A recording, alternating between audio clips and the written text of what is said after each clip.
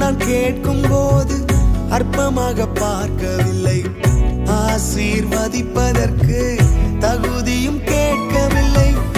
அழுது நான் கேட்கும் போது அற்பமாக பார்க்கவில்லை, ஆசீர்வதிப்பதற்கு தகுதியும் கேட்கவில்லை.